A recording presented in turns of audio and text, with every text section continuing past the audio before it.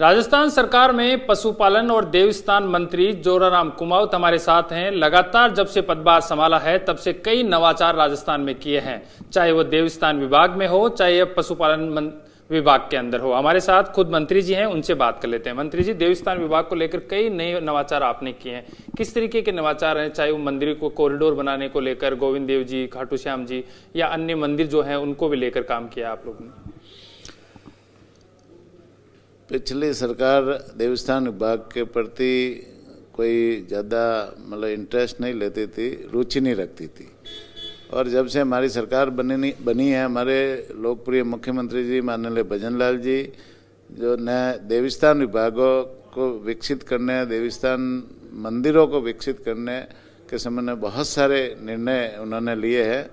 अभी जो बजट हुआ था, बजट में माननीय मुख्यमंत्री जी ने, माननीय उप मुख्यमंत्री दिया कुमारी जी ने भी पूरे जैसे खाटू श्याम जी कॉरिडोर बनाने के साथ साथ में 52 मंदिरों को, राजस्थान भर के बड़े बड़े मंदिरों को विकसित करने की बजट में घोषणा की है। साथ ही 600 ऐसे मंदिर है देवस्थान विभाग के जहाँ पर होली, दिवाली, गणपति, जन्माष्टमी, शिवरात्रि जैसे जो सनातन धर्म के त्यौहार है उनके अवसर पर वहाँ पर उनकी साज सज्जा करने, उनके पूजा पाठ की व्यवस्था के लिए उन्होंने 13 करोड़ रुपए की बजट में घोषणा की है।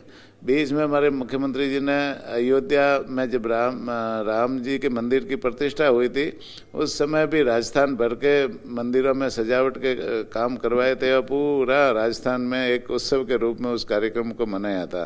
साथ ही साथ में देवस्थान विभाग के जो मंदिर थे उनको सभी मंदिरों को 10-10 हज़ार रुपये की राशि वहाँ पूजा, आरती और साफ सफाई और मंदिरों की व्यवस्था के लिए भी दी थी।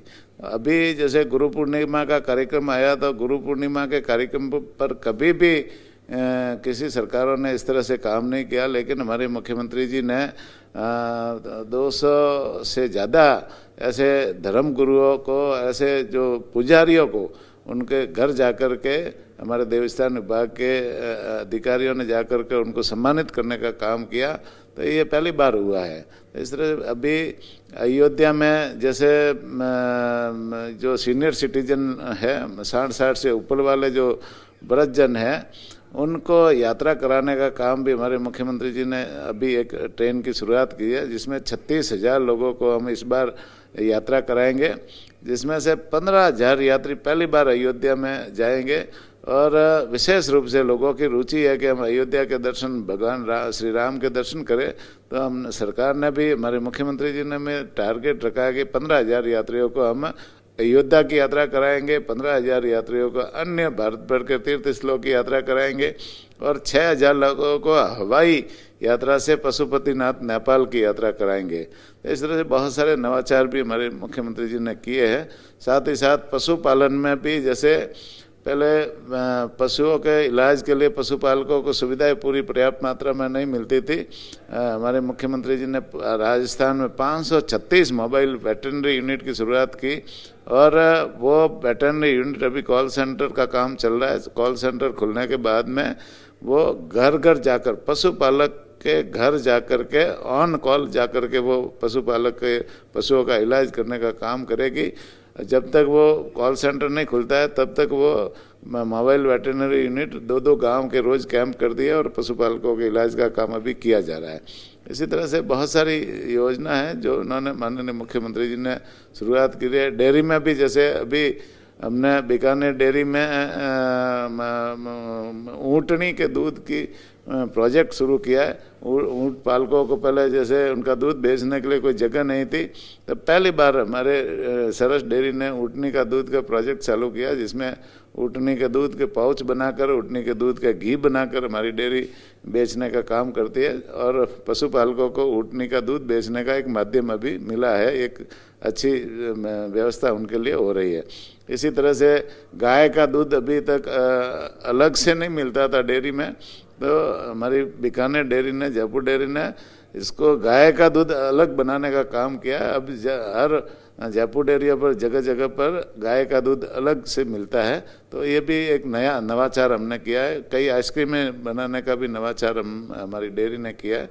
तो डेयरी भी अभी नई बूथ समितियां खोलने का काम भी हमारी डेयरी हमारे मुख्यमंत्री जी ने बजट में घोषणा की है कि हम राजस्थान में 2000 नई बूथ समितियां खोलेंगे और बीएमसी या जो भी जहाँ भी डेयरी का विस्तार हम कैसे करें, नीचे तक महिलाओं को, पुरुषों को, किसानों को और पशुपालकों को रोजगार कैसे दे, इस दिशा में हमारी पशुपालन विभाग और डेयरी विभाग भी काम कर रहा है।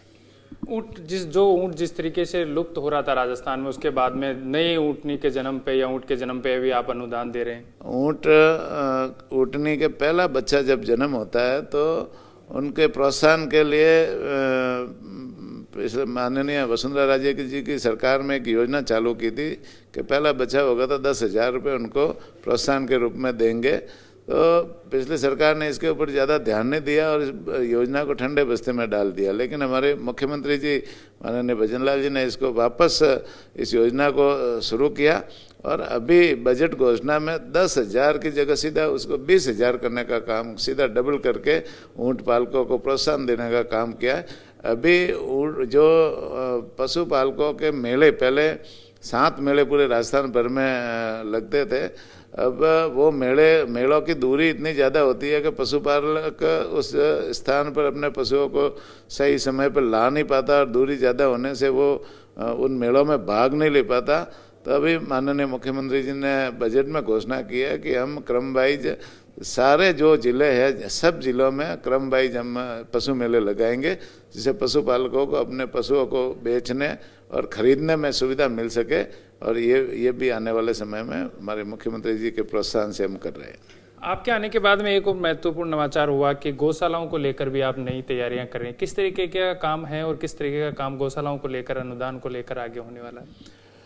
गौशाला में पहले से माननीय मुख्यमंत्री जी थी वसुंधरा राजे, उस समय से जो रजिस्ट्री के ऊपर वेट लगता है उसके ऊपर सेस कर लगा करके गो निधि बनाई गई थी। बाद में शराब के ऊपर भी वो सेस कर लागू किया और उससे भी वो गो निधि में पैसा आता है। ये सारा पैसा हम राजस्थान भर की गौशालाओं को अनुदान के रूप में देते हैं। 40 रुपये बड़े पशु को और 20 रुपये छोटे पशु को अनुदान के रूप में दिया जाता है। अभी हमारे मुख्यमंत्री जी ने, माननीय भजन लाल जी ने ये बजट घोषणा में जो अनुदान हम दे रहे हैं उसमें 10% की वृद्धि करने का काम किया है। तो ये अभी ये जो हम अनुदान अब देंगे उसमें 10% बढ़ करके उन गौशालाओं को दिया जाएगा। साथ ही साथ में अभी जैसे जो गायों के प्रति लोगों की उदासीनता है, नंदी के प्रति लोगों की उदासीनता है, आपने देखा होगा नंदी और गाय शहरों में भी गलियों में घूमते रहते हैं, गांवों में भी घूमते रहते हैं, हाईवे पे जाते हैं तो वहाँ भी जैसे घूमते रहते हैं। तो इनके संरक्षण की हम सब लोगों को ज़रूरत है। हर व्यक्ति की गाय हमारी माता है। गाय में 33 कोटि देवता बसते हैं। गाय से हमें सब कुछ मिलता है। गाय की सारी चीज़ें हमारे जीवन में उपयोगी साबित होती है। चाहे वो गाय से दूध मिलता है, दही मिलता है, घी मिलता है। गाय का जो गोमूत्र है वो भी गंगा जल के समान पवित्र माना जाता है और गाय के गोमूत्र से गो अर्क बनता है। गो अर्क से विभिन्न तरह की बीमारियां, डायबिटीज, बीपी, चर्म रोग जैसी बीमारियां भी ठीक होती है। और गाय का गोबर भी हमारे जीवन में किसानों के लिए भी उपयोगी है। गाय के गोबर से खाद भी बनती है, जैविक खाद भी बनती है। साथ ही साथ में गाय के गोबर से बायोगैस भी बनती है। गाय के गोबर से आजकल कागज बनता है, गत्ता बनता है। गाय के गोबर से कलर पेंट बनता है। गाय के गोबर से फूल बनते हैं। गाय के गोबर से बहुत सारी चीज़ें, आजकल नए नए प्रोडक्ट भी बनते हैं। और गाय का गोबर हमारे घर में जब हवन करते हैं तो उसको पवित्र करने के लिए भी गाय का गोबर ही उपयोग में लिया जाता है। साथ ही साथ में गाय की हम पूजा करते आ रहे हैं, हमारे पूर्वज भी पूजा करते हैं। गाय को शास्त्रों में भी माना है कि 33 कोटि देवता गाय में बसते हैं, इसलिए गाय हमारे लिए पूजनीय है। उनका संरक्षण, उनकी सेवा करना हम सब का दायित्व है, प्रत्येक व्यक्ति का दायित्व है। तो इसके लिए हमने अभी जैसे सरकार की तरफ से 2-3 योजनाएं चल रही है। एक प्रत्येक पंचायत स्तर पर नई गौशाला, पशु आश्रय स्थल खोलने की योजना है। इसी तरह से पंचायत समिति स्तर पर एक नंदीशाला खोलने की योजना है। जिला स्तर पर नंदीशाला खोलने की योजना है। पहले से जो गौशालाएं चल रही है उनमें गौशाला विकास योजना है जिसमें 10 लाख रुपए की राशि निर्माण के लिए हम देते हैं। इस तरह से बहुत सारी योजनाएं, उन योजनाओं को भी हम ज़्यादा से ज़्यादा जैसे ज़मीनी स्तर पर लागू करने के लिए हमारी सरकार प्रयासरत है, जिससे उन गौशालाओं के माध्यम से इन गायों का, नंदियों का संरक्षण हो सके। मैं तो आम जन से भी हाथ जोड़ करके निवेदन करना चाहूँगा कि गौ माता सबकी माता है और अभी जैसे इन गौ माता की संरक्षण करने की ज़रूरत है। जब पहले गाय की हम लोग सेवा करते थे, उनके संरक्षण करते थे, हमारे पूर्वज करते थे, परिवार में सुख शांति रहती थी, परिवार में प्रेम रहता था, भाईचारा रहता था, परिवार में संकट कम आता था। जब से हम लोगों ने गाय की सेवा करना छोड़ी है, तब से परिवार में विघटन चालू हुआ है, परिवार में दुख आने चालू हुए। आज लोग जैसे अपने घर में ही दुखी रहते हैं, तो निश्चित रूप से हम लोग गौ माता की सेवा करें, चाहे घर में गौ का पाल पोस करके सेवा करें या गौशालाओं में जाकर के उनकी सेवा करें। ये हम सब का दायित्व है, सब लोग गाय की सेवा करें, ये मैं सबसे निवेदन करना चाहूँगा। सर, एक आखिरी सवाल, ये आपके विभाग से थे, उपचुनाव भी हैं पास में, क्या लगता है कैसा मानस है जनता का? आप लगातार जनता के बीच में रहते हैं, सुबह सुनवाई भी करते हैं, फिर फील्ड में भी जाते हैं, और अब आप फील्ड में जिस तरीके से 11-12 तारीख को और जनता के बीच में रहने वाले, क्या मानस लग रहा है आने वाले चुनाव? माननीय मुख्यमंत्री जी ने जिस तरह से अभी 7-8 महीने का कार्यकाल संभाला और संभालने के बाद में जिस तरह से माननीय मुख्यमंत्री जी ने बजट पेश किया है, सभी वर्गों को लेकर, चाहे वो गरीब हो, किसान हो, महिला हो, युवा हो, और सभी वर्गों को समाहित करते हुए इस राजस्थान के समग्र विकास के लिए जो बजट पेश किया है, निश्चित रूप से नीचे तक आम लोग भारतीय जनता पार्टी की सरकार से संतुष्ट है और भारतीय जनता पार्टी की सरकार से के प्रति विशेष रूप से उनका लगाव है। और माननीय देश के लोकप्रिय प्रधानमंत्री मोदी जी जिस तरह से अपने तीसरे कार्यकाल में काम करे, 2 कार्यकालों में उन्होंने ऐतिहासिक काम किए और उन ऐतिहासिक कामों में आज भारत की प्रतिष्ठा पूरे विश्व भर में बढ़ी है और देश के विकास के लिए भी उन्होंने जिस तरह से काम किए, आंतरिक सुरक्षा के काम किए, साथ ही साथ में जो यहाँ के स्थानीय ज़मीनी स्तर पर जुड़े समाज के अंतिम छोर पे जो व्यक्ति बैठा है, उनके लिए जो योजनाएं बनाई हैं, चाहे बिजली, घर घर बिजली पहुंचाने का काम हो, घर घर शौचालय बनाने का काम हो, घर घर नल के कनेक्शन से पानी देने का काम हो और घर घर गैस के सिलेंडर देने का काम हो, समाज के अंतिम छोर पे जो व्यक्ति बैठा है उनकी आर्थिक स्थिति मजबूत कैसे हो, इस दिशा में माननीय प्रधानमंत्री जी ने काम किया है। और लोग भी चाहते हैं कि भारतीय जनता पार्टी के सरकार में ही हमेशा विकास हुआ है और लोगों का जीवन स्तर भी भारतीय जनता पार्टी के सरकार में ही हमेशा सुधरा है। तो इस बात को लेकर के और हमेशा जो बरसात भी भारतीय जनता पार्टी के सरकार में ही, राज में ही अच्छी होती है, तो लोग संतुष्ट है। निश्चित रूप से आने वाले चुनाव में इसका प्रभाव रहेगा और लोग मोदी जी के नेतृत्व में, माननीय मुख्यमंत्री जी भजनलाल जी के नेतृत्व में हमारे जो उपचुनाव है वो निश्चित रूप से हमारे पक्ष में आएंगे इसके नतीजे।